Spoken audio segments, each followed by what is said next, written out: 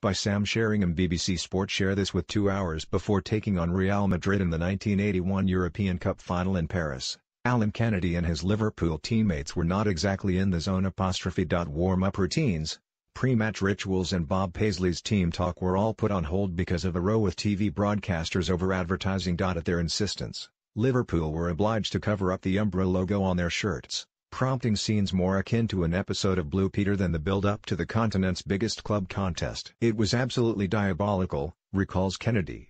"A couple of hours before the game we were putting sticky tape on each other's shirts. I was doing Alan Hansen's, he was doing mine, and Phil Thompson was doing Phil Neal's. It was totally ridiculous and would never happen now, but Bob reacted in a good way. He said we should be even more determined to win the game. His attitude was always that if someone puts problems in our way, we'll get over them, and that's exactly what we did." At a heaving Parc des Princes, Liverpool carried out Paisley's instructions to the letter as Kennedy cut in from the left to decide a tense encounter with an 82nd-minute winner. His strike sealed Liverpool's third European Cup success in 5 years during an era in when English clubs ruled Europe. But as he remembers, on the eve of Liverpool's reunion with defending champions Real in the Champions League group phase on Wednesday, it was a game he nearly had to miss.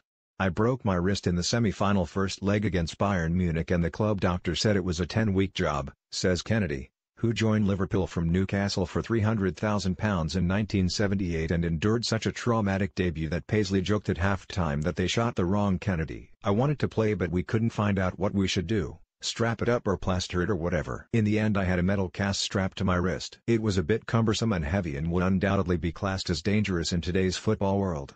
With Kennedy listening on the radio back home on Merseyside, European matches were rarely televised at the time. Liverpool overcame the early loss to injury of Kenny Dalglish to draw the second leg 1-1 in Munich and go through to the final on away goals. 1 month later, Kennedy boarded the flight to Paris still unsure over whether he would be playing but determined to soak up the atmosphere. On his first trip to the French capital, "We flew over from Liverpool on the Monday on Aer Lingus," says Kennedy. "We always flew with them because it was a lucky omen.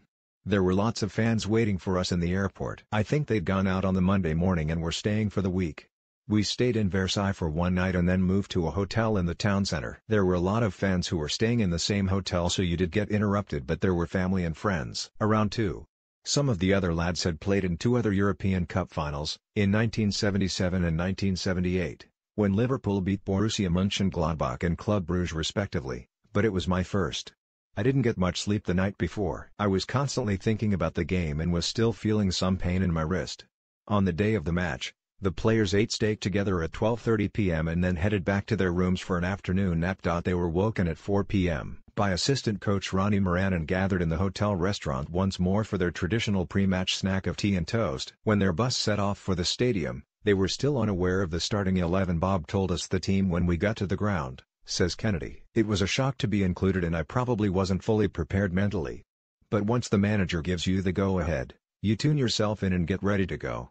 Real Madrid's lineup featured 1 or 2 familiar faces: German midfielder Uli Stielich, who had played for Borussia Mönchengladbach against the Reds in the 1977 final, and former West Brom and England winger Laurie Cunningham. Beyond that, the 6-time European Cup winners were something of an unknown quantity. We'd had them watched and, coach Tom Saunders, had picked out certain players, but it was nothing like today, when players have dossiers about all their opposition, adds Kennedy. "We wouldn't even have recognized some of their players." The match itself was a scrappy, tactical battle on an uneven pitch. José Antonio Camacho, who later became Real Madrid and Spain manager, wasted the Spanish side's best opening, while Graham Souness failed to beat keeper Agustín Rodríguez after being played through by Dalglish. As the match wore on, Liverpool grew in strength as Souness overpowered Stielich in midfield. With Cunningham largely occupying Phil Neal down Liverpool's right flank, Kennedy had the freedom to get forward down the left. 8 minutes from time, one of the then 26-year-old's forays brought the ultimate reward. "I wasn't thinking about scoring a goal, I was thinking that if I could make a run here it might create a bit of space for Souness, McDermott or Dalglish," says Kennedy.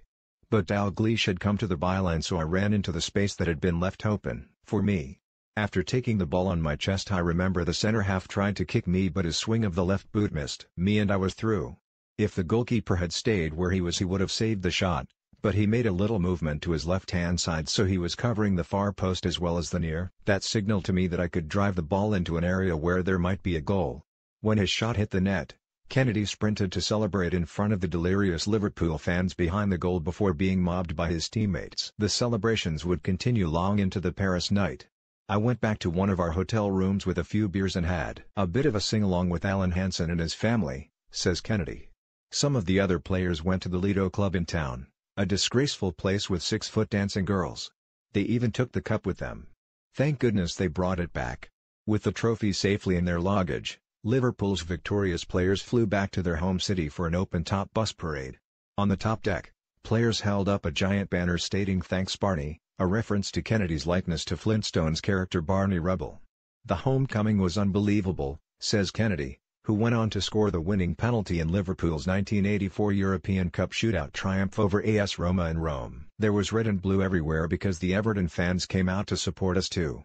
We were hanging off the bus and we had a bit of drink, but we didn't mind because we'd finished the season. It was time to enjoy ourselves." Share this with